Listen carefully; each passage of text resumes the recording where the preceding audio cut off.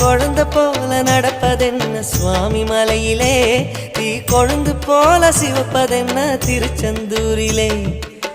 குழந்தை வேலன கொஞ்சி விளையாடலாம், கோபக்கார குமரன எப்படித்தான் ஆடலாம். குளத்தை போல மனசு கலங்குது, குமரா தெளிய வச்சா ரொம்ப நல்லது.